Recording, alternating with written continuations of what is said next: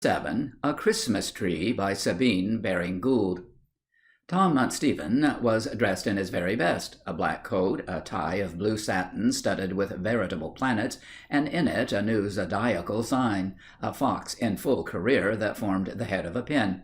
Tom's collar was so stiffly starched and so high that to turn his head and look over the top of that wall of china was impossible. If he desired to see that which lay to his right or left, he was compelled to turn his entire body as on a pivot. Tom was unaccustomed to such a rig-out, and therefore did not look happy in it. Tom, in his workaday suit of the color of the earth, with a string tied under his knees, gathered the trouser together, and with a dusty slouch wide-awake stuck at the back of his head, but on one side of that, and with his great, honest, cheery face, ever with a smile on the lips and a dancing light in his eyes, thus Tom was picturesque, delightful. But Tom, in his Sunday best, did not look at his best. The day was Christmas Eve, and there was to be a supper with a dance at the hall, given by the squire to his workmen and their families. Tom was on his way to this, with a face that shone with yellow soap and the friction of a rough towel, and not only so, but he was to attend thither Isabella Froude, the belle of the village, and one with whom, as every one said, he had made it up, and a handsome couple they would be. "Bless ye," said Tom, when folks asked him when it would be. "Lord bless ye, you know more about it than me. Go ask Bella. She can fix it. 'Tain't my place, you know." And then he laughed and thought he had said a good thing. Tom Stephen was an active, intelligent young fellow, serving as under-gardener, getting a respectable wage, and there was positively no reason why he should not marry. But he was inert in just this one particular, or unable to make up his mind.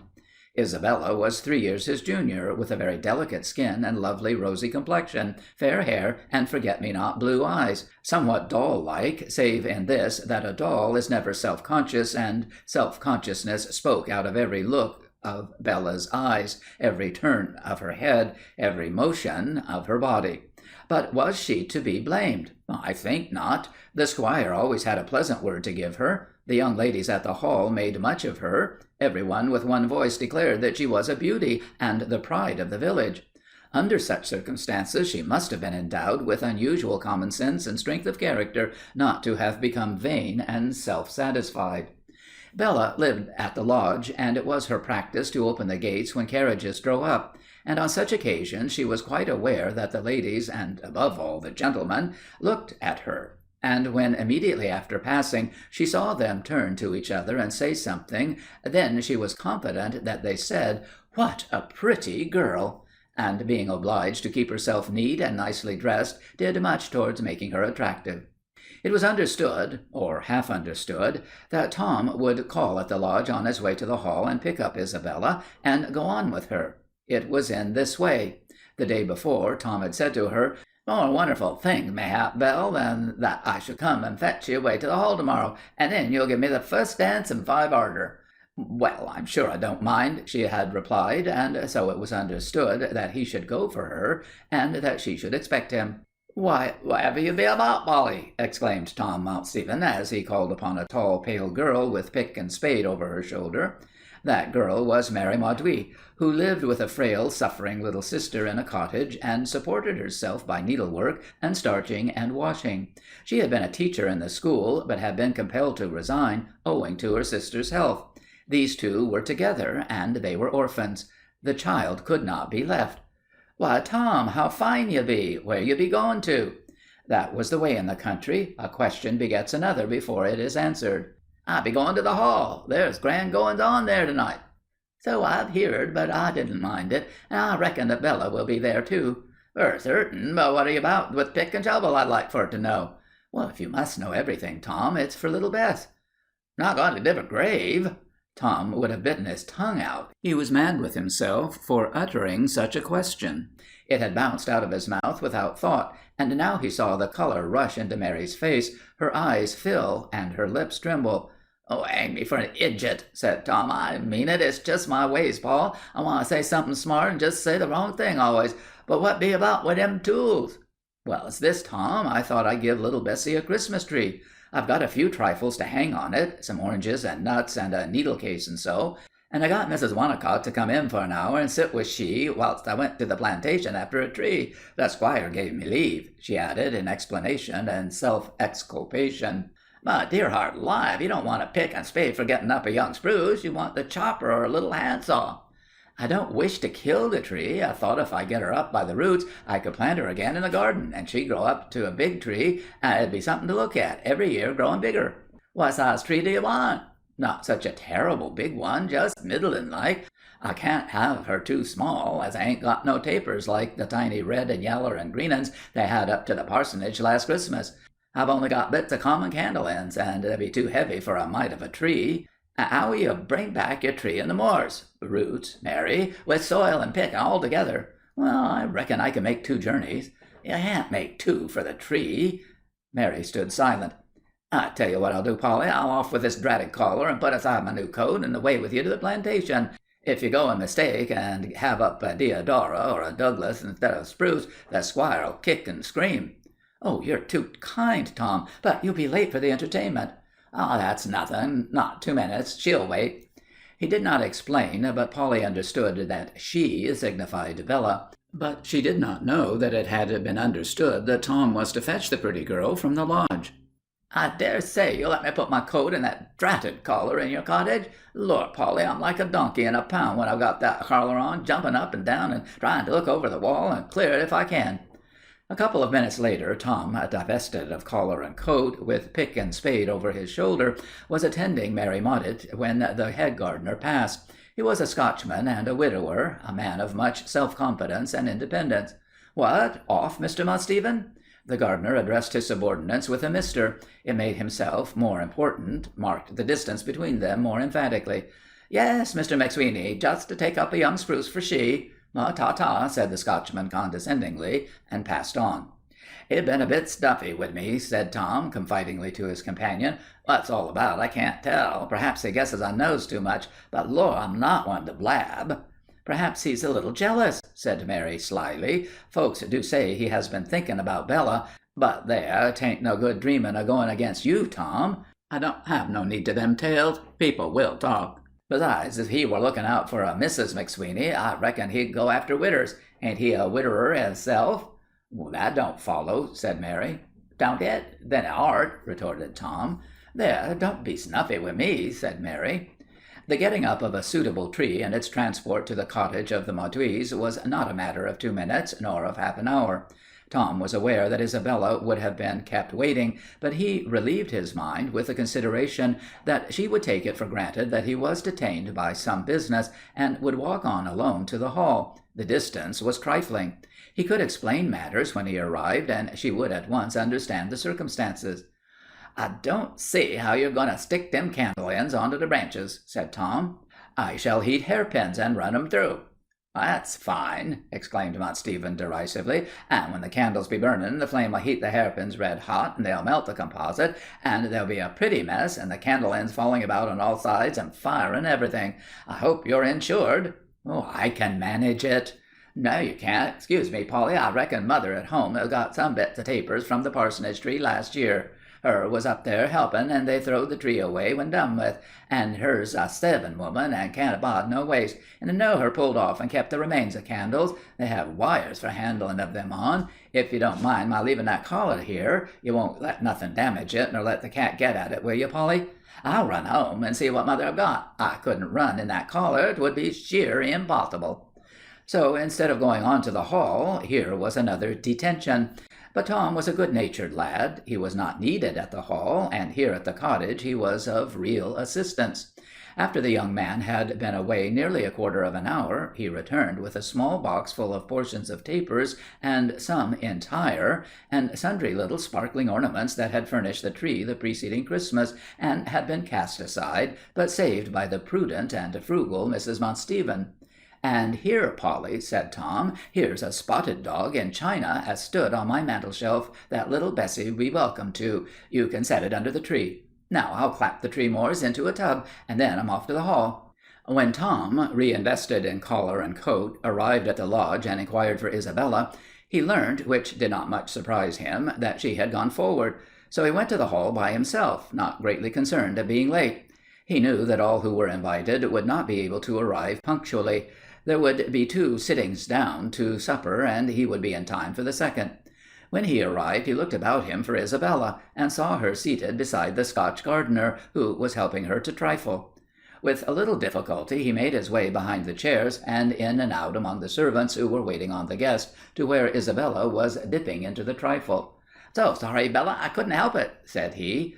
"Oh, delicious," said Bella. "Oh, beg your pardon?" "I was speaking to Mr. McSweeney." "I only want to say I was unavoidably detained." "The jam is strawberry," said Bella. "Whole strawberries from our own garden," said McSweeney. "I'm very fond of strawberries," observed Bella. "So am I," said the Scotch gardener. "Have some more. I'll remember you in the strawberry time and send you up the first dish I ripen. Course I'll ripen 'em early in the greenhouse. You shall have some as soon as they're fit to be picked." "How good of you, Mr. McSweeney." "Not at all. I live but to oblige. And you—" He looked round at her. "For you I would do anything." "Bella," said Tom over her chair, "I really could not help it." "Will you please to move, Mr. Monteithpen? You are jogging my chair." "Do you like grapes?" asked McSweeney. "I rather flatter myself on my grapes. I am able to keep them, too, so well. My large white muscats. But there, you shall have some. I'll send you up a really choice bunch. I think the second sitters down are coming in now. Miss Isabella, if you have done, we will rise and let the others take our places. Here, you, Monteithpen, can have my seat. If you've brought Mary Mauduit, I have no doubt she can have Miss Frode's chair." Poor Tom did not enjoy his supper, and that over, when he sought Isabella to tender his excuses, she deliberately turned her back on him. It was clear McSweeney had made mischief. He had told her that for the sake of that pale Polly Mauduit he had neglected to fulfil his engagement and keep his appointment. Dancing began, and Bella sat out with the Scotch gardener, who was too serious a man to approve of the light fantastic toe. As he explained to Bella, it was against his principles. "But don't let that interfere with your enjoyment if you wish to go to Mr. Monteithpen." "Oh, not at all," said Miss Froude. Huffed, hurt, poor Tom withdrew.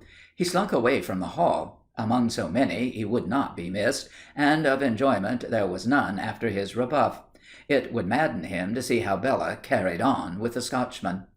He walked through the park, groaning, grumbling, resentful. He was not angry with himself for not keeping his appointment, nor with Polly for having detained him, but with Bella, whom he designated as a minx, and with McSweeney, whom he termed a widdered Scottish rogue. He left the park. He walked hastily on. Then, finding that in the agitation of his feelings he could not keep his head in one position, and that he was consequently liable to cut his throat, he halted and took off his collar, and fastened it by the stud round his left arm above the elbow. Presently he reached the cottage of the Mauduits, and he could see through the little window that the tree was alight. It twinkled through the panes. The temptation to turn aside, rap at the door, and enter was not to be resisted. To his knock he received an answer as he opened the door. The answer came from an inner room. "It be I, Polly," called Tom. "Just passing and want to see how Bessie be enjoying of herself." Come in, Tom." The young man strode through the kitchen into the adjoining chamber. There lay, in her bed, the sick girl, a lovely child, with large, burning, dark eyes and a hectic flame in her cheeks. She was supported in the arms of her sister, and was looking with delight at the little candles, at the oranges, and the glittering tin ornaments. "Tom," said Mary, "Bessie do thank you for the spotted dog." "Yes, I do," said the sick child, striving to lift herself and extend a hand to the young gardener. "But gracious me, Tom!" exclaimed Mary. "Whatever is the meaning of that?" pointing to the white band round his arm. "It is like what folks put on now when in mourning, only it's white." "He's going to be married," said the sick child. "It is only that stiff collar. I couldn't bear it no longer," exclaimed Tom. Then the child laughed and laughed till she coughed. Suddenly Mary uttered a cry. Tom saw a crimson stream. "Run, run, Tom! For heaven's sake, run for the doctor!" And Tom ran. In half an hour he returned.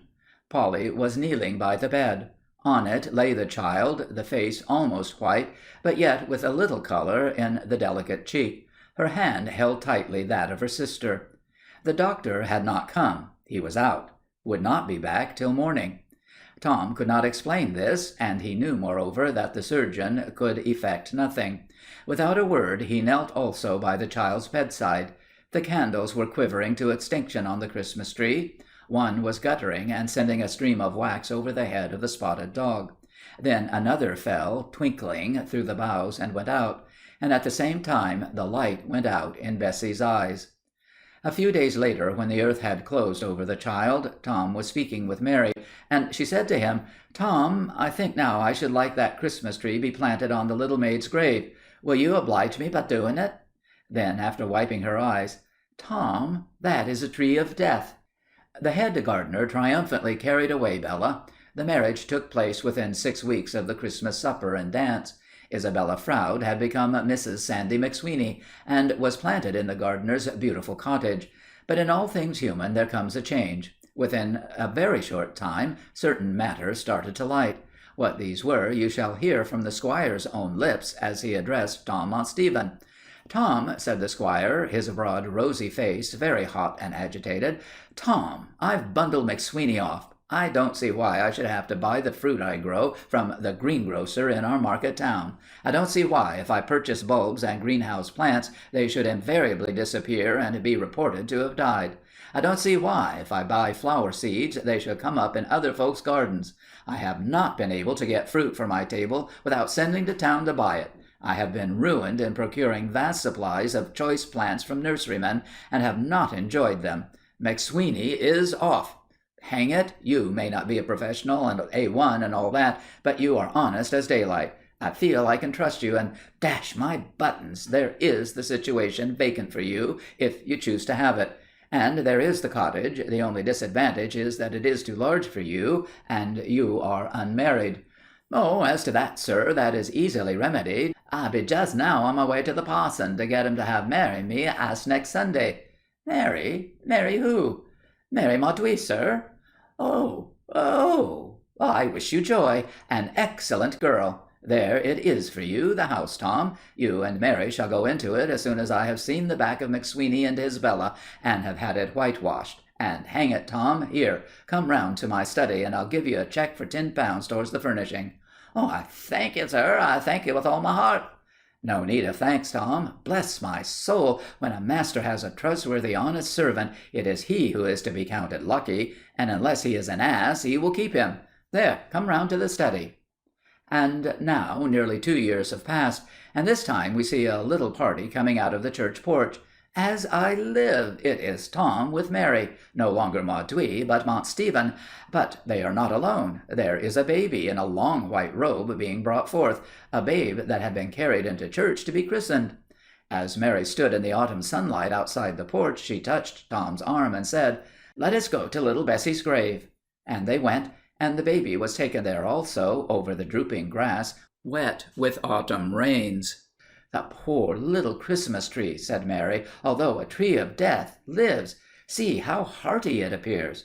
"It is no tree of death," answered Tom. "See, here is the first fir cone. It is alive and bears seed. It is no tree of death, but a tree of life." And then Tom laughed. "Mary," said he, "I think for once in my life I've said a good thing." But Mary did not applaud. "Tom, do you think the little fir cone really has life in it?" "Of course it has." Mary picked it and then put it into the tiny hand of the baby.